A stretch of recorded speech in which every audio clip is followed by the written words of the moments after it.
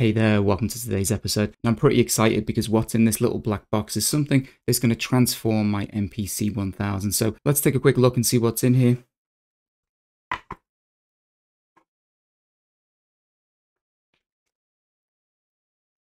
And as you can see, it is a fantastic V2 pad upgrade from MPCstuff.com, who are the sponsors for this particular video. Now, this is the first time I've ever worked with a company about doing a video on my channel, and I've always been reluctant about that because whenever I do reviews of tech, of gear, things like that, I always want to be able to give you the most honest opinion. So usually I put my hand in my pocket and it comes out of my own money. However, I'd heard nothing but good things about the Pad 2 upgrade. My MPC 1000 is still on the old version 1 pads, and we'll get into that when we take the machine apart and I show you how to install this. And for full disclosure, it was actually me who got in touch with MPC Stuff and asked if they'd like to sponsor this video so that I could demonstrate their parts, fit them, and show you guys what that is like with the upgrade. Now, straight out of the box, I can tell this is a really nice quality bit of kit, full metal construction on the chassis here underneath, a really simplified circuit board, which when we open up the MPC 1000, you'll see how different this is with the V1 pads to the V2. And you may also be thinking that orange is an unusual choice to go with the blue. However, I'm going to talk about that as we go through because we're going to do a little bit more customization of my MPC 1000. And I think with what I've got planned for it, it's going to look pretty cool. Now, the pads feel really nice, good quality. I'm going to try and zoom in here so that you can see.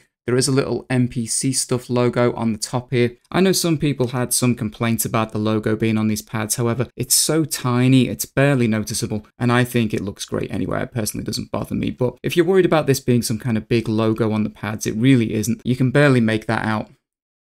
And as I said, the overall quality and feel of these is really nice. I can't wait to get them in the device, test them out and see what they feel like. They've also kindly thrown in a few stickers inside this box. And the big thing I want to talk about is the shipping here because I'm in the UK. And I actually paid for the shipping for this on the Tuesday, and by the Friday, which is the day when I'm recording the first part of this video, the parcel was delivered this morning, which I just thought was amazing. Now, I didn't discuss anything about shipping with them, but I kind of assumed that it would be a week to 2 weeks. Usually for international deliveries into the UK, that's kind of roughly what I expect as a week to 2 weeks. But yeah, from Tuesday to the Friday, and it was here delivered to my door. Shout out to MPCstuff.com for an absolute killer service in terms of the delivery. And also a quick shout out to Mike, who's the guy I've been dealing with via email. He was incredibly helpful. He's just helped make this whole process like a bit of a breeze. So what I want to do now, of course, is I want to show you how to fit these inside of the device, show you how easy this is if you're thinking about doing a similar upgrade for yourself. So here's my trusty MPC 1000. Of course, we want to disassemble this so that we can install the new pads in here. And with these older MPCs, they really benefit from the fact that they're relatively simple to get inside of them, and that way you can kind of do some basic maintenance from time to time when they need it. Now, for installing the new pads and doing this upgrade, all we really need to do is take this top blue cover off, and for that we need a Phillips screwdriver, Phillips head or the star head. Now, if we start at the front, I'm going to tip the device up onto its back here. We're going to be careful with it, of course. I want to remove this front panel because that's going to allow me to get to the screws to take the top panel off. And the first screw I want to remove is this one here next to the CF card reader. There's a little Phillips head screw in there.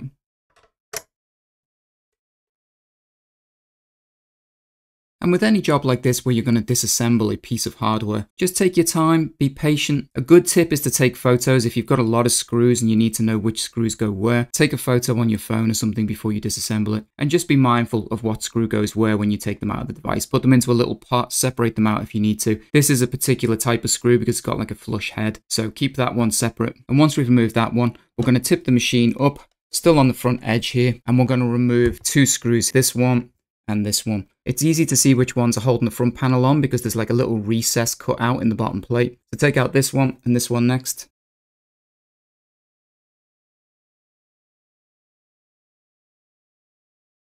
Now with those screws removed, we can take off this front panel. But you'll notice I'm going to leave my CF card in here because the CF card readers on these devices are pretty sensitive to pins getting bent. I generally don't take my CF card out unless I really need to. And with just a little bit of pressure here, just using my thumb underneath, I'm just going to pop this plate up and out the way. And that can slide up and out. Now we've got access to the top panel screw. So we've got one in here, one in here.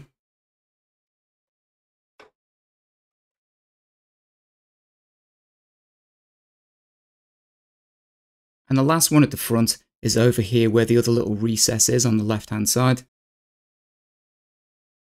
And if we now turn our attention to the back panel where the power supply is, we have 3 screws along the top edge. All 3 of those need to be removed.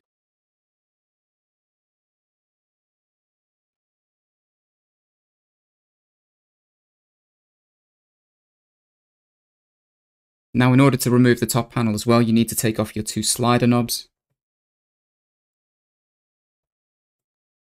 And then carefully from the front edge, I like to just slowly pull this thing up and over, rest the machine down, and then take it from the back and just try and pull upwards. And now we have full access to the internal unit. Now I spoke about this in another video as well, and because we got the machine apart, it's a good opportunity to talk about this a little bit more. Next to our CF reader here at the side, we also have this hard drive slot that has 2 screws here. And if we remove those,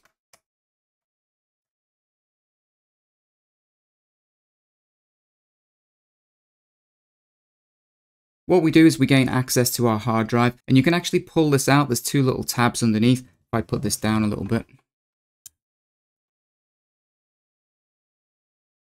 Now, when I bought my MPC 1000, I actually had an old school SATA hard drive installed in here, but I've actually replaced it with this little adapter that you can buy, and I'll put a link in the description. And on the underside of this little adapter, there is an SD card slot, and I now have a 128GB SD card installed. There's a few reasons for doing that. One, because we can get extra internal storage. It's quieter. It doesn't overheat, and it can still be accessed via the USB cable that comes out the back of the device, so it's pretty handy to get an upgrade like this and install it into these older devices. I think it's well worth it for the features that it gives you. The next thing will be to take the old V1 pads out, and you can tell if you've got V1 pads because they have this individual pad system, so it's not one sheet, one sensor sheet, they're all individual pads, and unfortunately the performance of these pads and the longevity of them really isn't that great. And so what we're going to do, we're going to unscrew this screw here, this one here, this one here, and this one here. So 4 in total.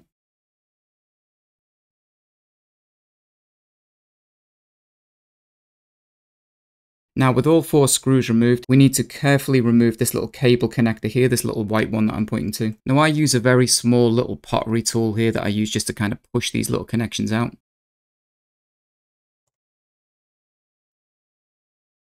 Make sure you're not wiggling it too much on the circuit board. Slide that thing out, and then underneath there is another one of these that needs to be removed. Now when you're taking the pads up and out to get to the one underneath, you'll notice the metal chassis of the pads is tucked underneath this circuit board on the right hand side, so you need to be able to lift and slide this thing over a little bit to the left to get access to that. Now you don't want to yank on this because you can see as I've lifted the pads up, we have this main white connector that needs to be undone, and that is exactly the same thing. We're just going to pop the clips and remove that connector.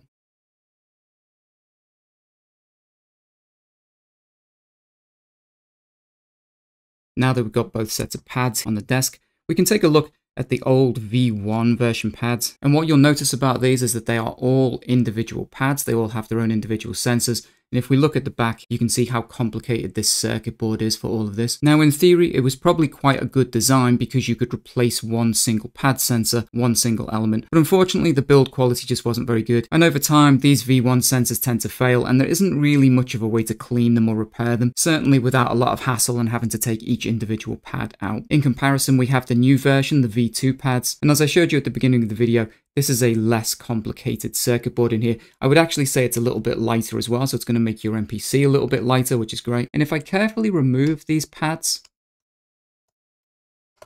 you'll see we get this much more classic sensor sheet where all the sensors are part of one sheet, has this kind of glossy finish to it. And the sensitivity is supposed to be just so much better with these. Now, when it comes to the pad sheet, we can take a look. We can see nice, flexible, soft pads. And if I try and zoom in on the back here, you'll notice there are these like little oval raised sections molded into the pads, and they are to give the extra sensitivity. It's like putting the cork inside, but it's already built into the pad, so that's really cool. Now also with a little side-by-side comparison of the pad thickness, you can see just how much thicker these pads are. Going to feel much nicer to play on. And so at this point, what I want to do is reassemble the machine, get these things installed, and we'll try playing around with the sensitivity, get them all set up and ready to go. Now before we reassemble, there's one other thing I want to talk about, and it is these kind of burgundy red components on this device, which are definitely not going to work with the orange that we've got. And it's the same deal for these little buttons, the CF reader slots around as well, and also these purple buttons, which I don't think are going to go with the overall theme. Now I've seen some custom MPCs and there is a tendency to paint the side panels the same color as the pads, but for me that would be a bit too garish. I don't want all of these components to be orange as well, kind of like just the pads being orange. I think it works well against this kind of nice color blue. And obviously this is our front panel here. It's very hard to tell in the light, but actually in daylight this is a very purpley kind of blue. And what I did was I went along to my local paint shop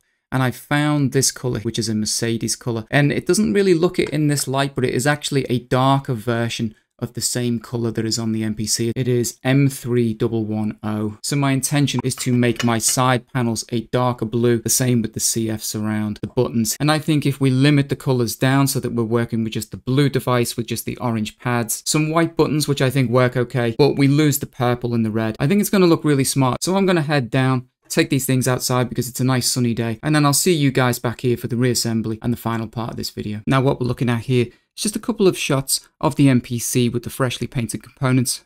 I used a really good quality plastic primer, followed by multiple thin coats of the metallic blue, and then I finished up with a couple of clear coats of lacquer just to seal everything and protect it.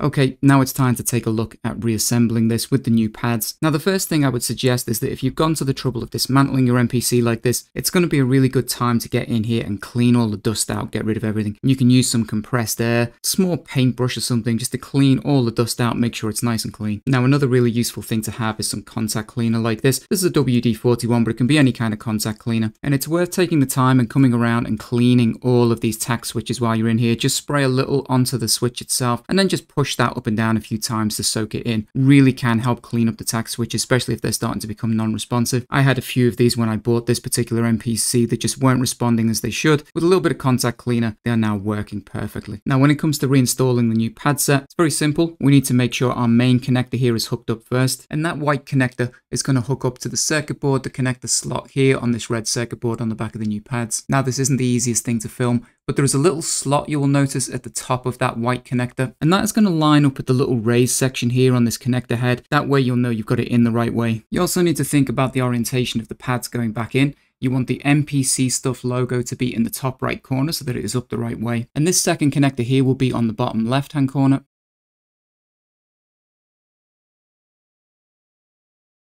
Now just be patient and take your time when you're putting that main connector in. I do think that's the most fiddly part of this job, is trying to get that one in, only because there's quite a short reach on the cables inside and you don't want to be pulling on those too much. Another thing to bear in mind is this long cable coming along the back here. It's easy for that to fall underneath and get trapped. You want to make sure that this one is tucked up underneath your F buttons at the top before you slide the new pads in. And as with the removal, you need to have these metal tabs of the chassis of the new pads tucked underneath this circuit board on the right hand side. So you just need to kind of wiggle that and get that to fit into place. And then before we screw this thing down, don't forget we need to connect this small white connector on the bottom left hand side. Now this one can also be a little bit fiddly. You need to make sure that your white and black wires are tucked under the pad sensor sheet a little bit just to keep them out of the way so there's not too long a tail. And then you need to just be very careful not putting too much pressure onto the green part of the pad sensor sheet that you can see. Just make sure you can tuck it in, and then you should be able to just pop that thing in with your fingers.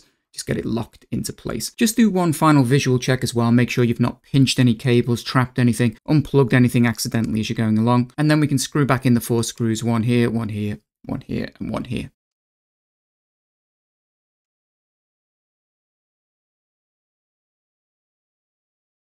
Now we're almost ready to put the cover back on. The one thing I would say though is check your LCD, make sure it's nice and clean. And you can use something like these little alcohol wipes you get for cleaning your glasses. Get them out the supermarket, they're very cheap. Another handy little trick is a piece of rolled up tape, any kind of tape, sellotape or something. Just fold it in on itself, and you can use that to just dab and pick up any little specks of dust or anything before you put the top cover back on. Also, don't forget to clean the top cover glass inside and out as well. And when refitting the top cover, we just want to make sure it hooks underneath on the left hand side of the front panel first, kind of just hooks under, then you can slide this across the top. You want to be very careful, just nice and gentle, particularly if you've done any custom painting like I have, and then that thing should just slot into place. I'm going to start by replacing the top 3 screws on the back panel.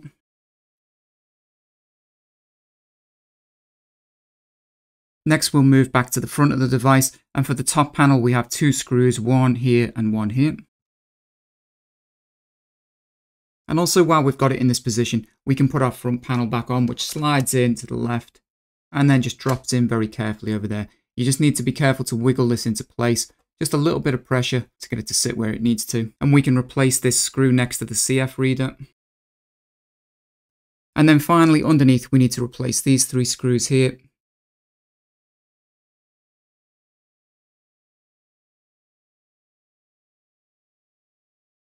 Don't forget to put your little fader caps back on. And there we go. This is the final product. And I have to say, I'm so happy with the way this thing turned out. I think the color choice between the darker blue with the light blue that kind of look the same under the sunlight, this really brightens up. It's got a nice metallic finish, just like the main blue of the body. It just looks really nice. These new MPC stuff pads in the orange, I think suit it really well. Gives me a New York Knicks kind of vibe. And because I didn't go the route of painting the side panels the same color as the pads, if I want to change these out at a later date, maybe for the dark blue pads or something else, I can do that and not be limited by the side panels or anything else. I think this was a really good choice. Now, in terms of these V2 pads, they are literally like night and day in terms of responsiveness. I didn't have too many complaints with the V1 pads because mine were in quite good condition. However, when I installed these, it is such a big difference. You don't realize what you're missing out on until you have them installed. In terms of the general feel, they are a lot thicker, but they're not really squidgy. They're not like what I imagined. I thought they might be a little bit too soft. And I think when drumming on pads, they need to have a certain stiffness in order to get that kind of resistance as you're playing against them. If they were really spongy, I think it would feel a little bit strange. Now, I still need to come in and play around with the settings in terms of velocity so that I can work out what's going to work best for me. And if you do mode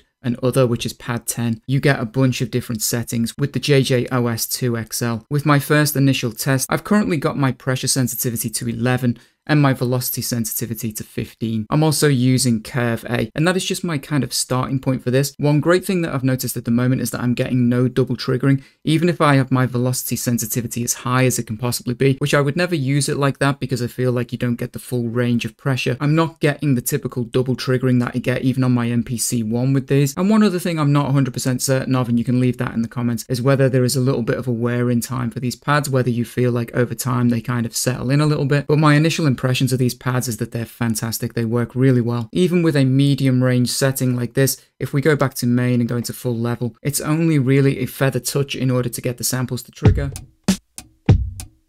Now with full level off, we get our full range of velocity. And I love with the JJOS2 XL, we get a little meter in the bottom right corner, and that tells you exactly what pressure you're applying.